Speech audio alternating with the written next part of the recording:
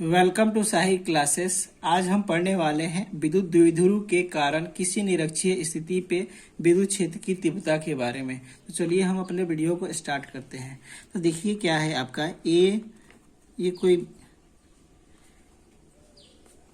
कोई आपका विद्युत द्विध्रुव है जिसपे आपका माइनस क्यू आवेश और इस पे आपका प्लस क्यू आवेश है, ठीक है। और ये जो ओ है ये क्या है आपका, इस विद्युत द्विध्रुव के मध्य बिंदु है, ठीक है। इस मध्य बिंदु से क्या है आपका कोई लंबवत लाइन है जहां पे आपका कोई बिंदु P है, जिस पे हमें विद्युत क्षेत्र की तीव्रता को ज्ञात करना है। तो सबसे पहले चलिए हम इसको मिला देते हैं। ये आपका थीटा कोण बन गया, ये भी आपका थीटा कोण बन गया। यहाँ से आपका दूरी a है, ठीक है। यहाँ से भी दूरी आपका a है, ठीक है।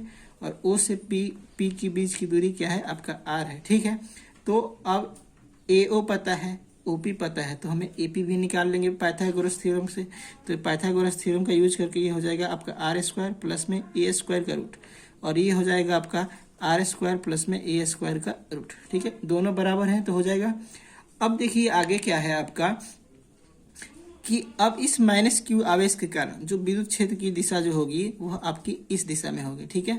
इस माइनस क्यू के कारण आपके इस दिशा में होगा, और इस प्लस क्यू के कारण जो विद्युत क्षेत्र की दिशा होगी वह आपकी इस दिशा में होगी, ठीक है।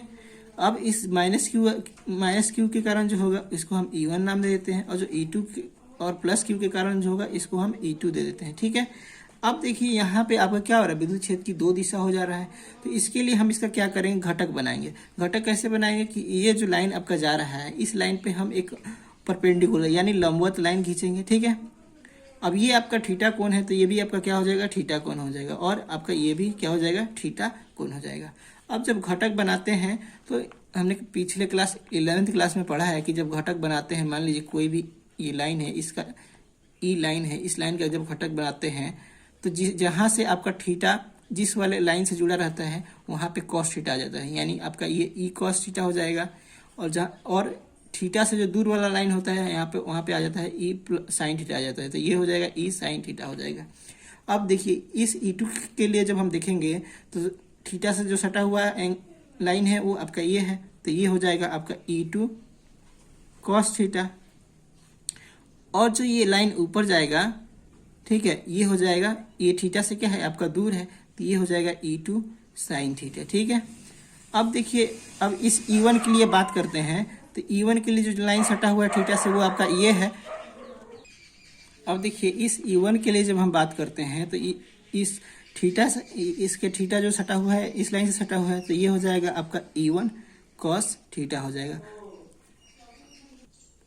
तो जो ये आपका थीटा से जो दूर है वह हो जाएगा आपका क्या हो जाएगा, ये हो जाएगा E1 साइन थीटा, ठीक है।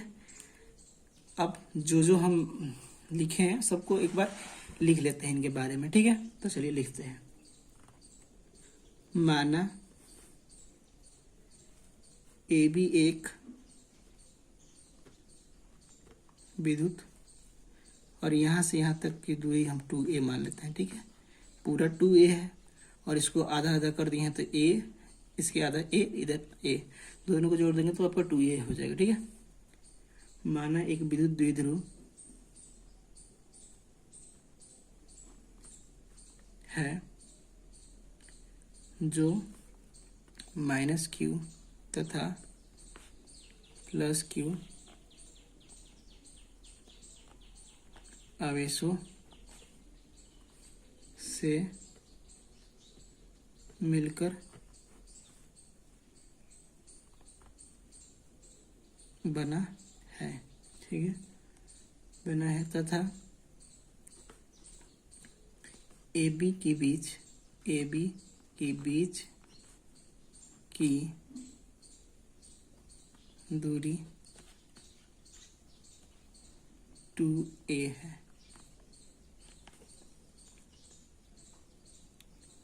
इसके मध्य बिंदु O से लंबवत आर दूरी पर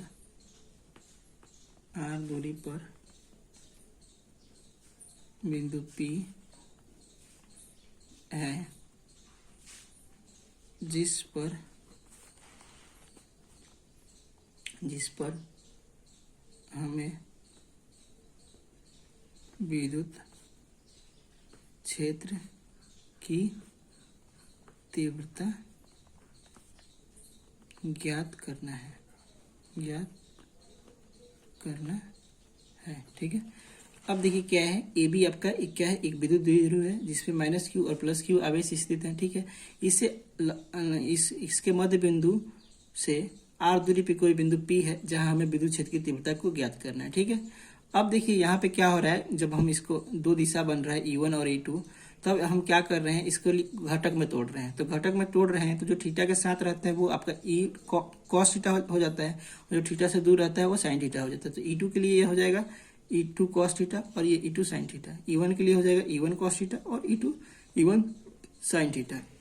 अब यहाँ पे आप देख सकते हैं E2 sin थीटा और E1 sin थीटा क्या है, परिमाण में तो ये बराबर है लेकिन क्या है, विपरीत दिशा में है। तो जिसकी वजह से क्या होंगे, एक दूसरे को कैंसिल कर देंगे या निरस्त कर देंगे। ठीक है, तो इसको भी हम लिख लेते हैं, E1 sin थीटा और E2 sin थीटा ये एक दूसरे के बराबर तथा विपरीत दिशा में है, इसलिए ये एक दूसरे को निरस्त कर देंगे। ठीक है, अब क्या हो रहा है, जब आपका E2 sin थीटा और E1 sin थीटा परिमाण में तो बराबर है लेकिन दिशा इनकी विपरीत है, तो जिसकी वजह से एक दूसरे को कैंसिल कर देंगे। तो अब हमारे पास बच गया आपका E2 cos थीटा और E1 cos थीटा। अब हमारा विद्युत क्षेत्र इस दिशा में है, अब E1 cos थीटा और E2 cos थीटा को हम जोड़ देंगे तो क्या हो जाएगा, हमारा टोटल नेट विद्युत क्षेत्र आपका निकल जाएगा। क्या निकल जाएगा, टोटल नेट विद्युत क्षेत्र की तीव्रता निकल जाएगा। तो चलिए हम लिखते हैं, तो परिमाणी विद्युत क्षेत्र की तीव्रता ई नेट जो होगा E1 cos थीटा प्लस में E2 cos थीटा। अब यहाँ पे आपका E1 E2 क्या है, आपके E के बराबर है। ठीक है, तो ये हो जाएगा आपका E नेट इजकल टू हो जाएगा E cos थीटा प्लस में E cos थीटा। ठीक है, अब आगे देखिए क्या हो जाएगा तब, तो अब ये हो जाएगा E net equal to 2E cos theta. तो अब हम जानते हैं कि E इजिकल टू में क्या होता है आपका KQ बट्टे में R स्क्वायर होता है, या 1 बट्टे में 4 पाई एप्सिलॉन नॉट Q बट्टे में R स्क्वायर। ठीक है, अब इस फॉर्मूला का हम यूज यहाँ पे करेंगे। लेकिन अब देखिए यहाँ पे जो आपका R स्क्वायर है, तो यहाँ पे आपका R क्या बन रहा है, B और P के बीच की दूरी क्या है आपका R स्क्वायर प्लस में A स्क्वायर का रूट। तो अब ये जो हमारे लिए R यहाँ पे बन गया है, क्या बन गया, R square plus A square का रूट। तो अब यहाँ पे हम लिखेंगे इसको 2E की जगह पर 1 बट्टे में 4 पाई एप्सिलॉन नॉट और Q, और R की जगह पर अब लिखेंगे हम R square plus A square का रूट का द होल और साथ में cos थीटा।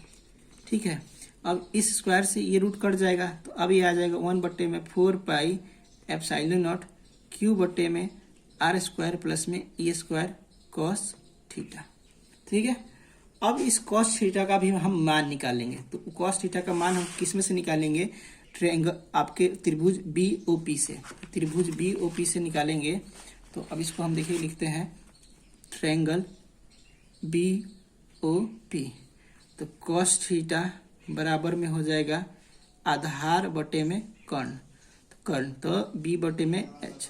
तो बी क्या है आपका, यहाँ पे देखिए आधार क्या है आपका ए है, और कर्ण क्या है आर स्क्वायर प्लस में ए स्क्वायर का रूट। तो आधार हमारा ए है और एच हमारा क्या हो गया आर स्क्वायर प्लस में ए स्क्वायर का रूट। अब जो ये कॉस थीटा का जो मान निकला है, अब हम क्या करेंगे यहाँ पे पुट करेंगे। तो अब ई नेट जो हो जाएगा आपका क्या हो जाएगा, ई नेट इजकल टू हो जाएगा 2 4 पाई एप्सिलॉन नॉट, और ये हो जाएगा क्यू बटे में आर स्क्वायर प्लस में ए स्क्वायर, और कॉस थीटा का जो मान निकालेंगे ये, तो अब यहाँ पे पुट कर देंगे। तो ये हो जाएगा ए बटे में आर स्क्वायर प्लस में ए स्क्वायर। ठीक, अब आगे देखिए क्या होगा, ये 2 बटे में 4 पाई एप्सिलॉन नॉट गुने में क्यू बटे में आर स्क्वायर प्लस में ए स्क्वायर, और ये आपका रूट में है। तो ये हो जाएगा ए बटे में आर स्क्वायर प्लस में ए स्क्वायर। अब रूट को हम चेंज कर देंगे, तो इसको लिख देंगे 1/2। अब हम जानते हैं कि जब आधार सेम होता है, आप देखिए इसका और इसका आधार सेम है, तो क्या हो जाएगा पावर ऐड हो जाएगा। तो ये हो गया आपका 2 बटे में 4 पाई एप्सिलॉन नॉट, और ये हो गया क्यू ए बटे में आपका आर स्क्वायर प्लस में ए स्क्वायर का 1 प्लस में 1/2। ठीक है, अब इसको जब सॉल्व करेंगे तो ये आएगा 2 बटे में 4 pi epsilon not Q A बटे में आर स्क्वायर प्लस में ए स्क्वायर, और ये हो गया √3/2। हम जानते हैं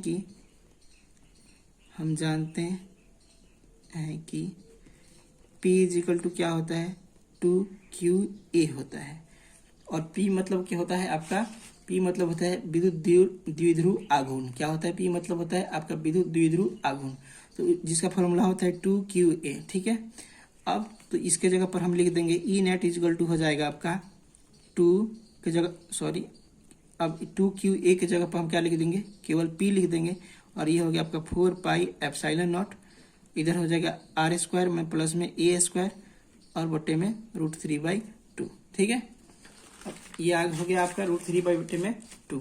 अब देखिए क्या है आपका, जो यहाँ पे ए है वह क्या है आपका बहुत ही छोटा है आर के अपेक्षा में। क्या है, ए जो है आपका आर की अपेक्षा में बहुत ही छोटा है। तो फिर हम क्या करेंगे, कि अब ई नेट का जो मान निकलेगा, क्या निकलेगा, ई नेट का जो मान निकलेगा पी बटे में क्या हो जाएगा 4 पाई एप्सिलॉन नॉट। अब ए छोटा है तो क्या करेंगे, ए को हम नेगलेक्ट कर देंगे यानी हटा देंगे। तो अब बच गया आपका आर स्क्वायर और इसके पावर √3/2। तो अब इस स्क्वायर से ये स्क्वायर कट जाएगा, तो बचेगा पी बटे में 4 पाई एप्सिलॉन नॉट, और ये हो जाएगा आर क्यू। तो ई नेट इजिकल टू आ गया आपका पी बटे में 4 pi epsilon nought R Q. यही है हमारा विद्युत द्विध्रुव के किसी निरक्षीय बिंदु पर आपकी विद्युत क्षेत्र की तीव्रता का मान। ठीक है, तो हमने प्रूव कर दिया है इसको, और यही हमारा ई नेट निकला है पी बटे में 4 pi epsilon nought R Q. ठीक है, thank you for watching this video. आपको वीडियो कैसा लगा प्लीज हमें कमेंट्स करके बताइए, और मिलते हैं हम अपने अगले वीडियो में। Thank you.